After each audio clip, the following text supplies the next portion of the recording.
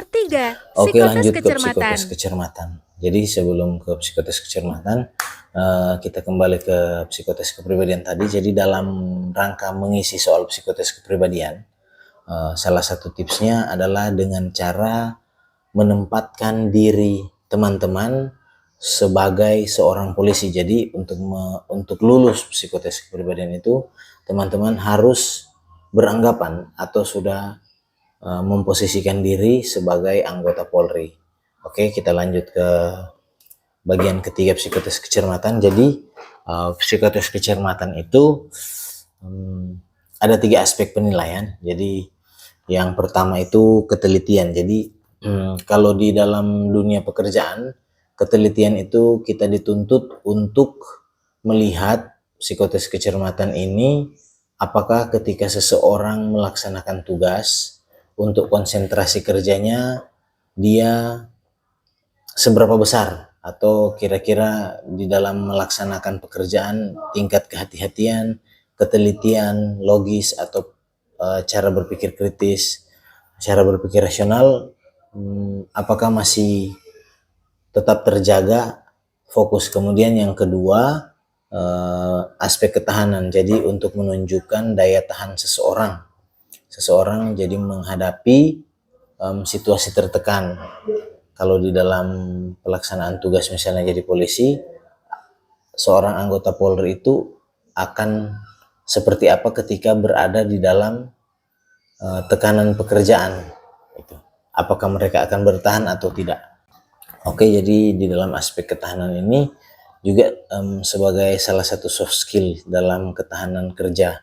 Jadi kalau memang teman-teman merasa masih kurang di dalam tes ketahanan ini, silakan teman-teman melatih diri serta mengembangkan untuk bisa mengembangkan tes ketahanan kerja ini. Kemudian yang terakhir di dalam psikotes kecermatan itu tentang kecepatan. Jadi di dalam psikotes kecermatan, aspek terakhir itu adalah aspek kecepatan. Jadi untuk melihat tempo kerja kita, seberapa aktif seseorang ketika melaksanakan kegiatan, apakah cepat, sedang, atau mungkin lambat. Jadi dalam hal kecepatan, seseorang juga harus diikuti dengan keseriusan dan ketenangan. Hati-hati, teliti, namun tetap sensitif. Ya, kira-kira itu. Jadi kita ingat semua aspek yang diukur di dalam tes kecermatannya, yaitu kecepatan, ketelitian, dan ketahanan itu.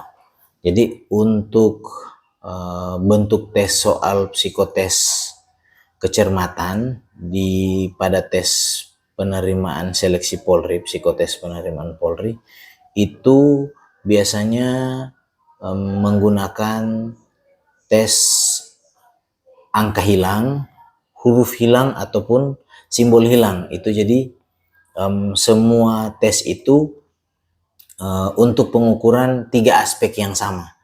Jadi mungkin ke depan gimana nanti saya akan coba mereview untuk soal kecermatan ini, atau mungkin soal akan saya coba susun sendiri dan kita tampilkan pada aplikasi CAT yang sudah saya buat itu.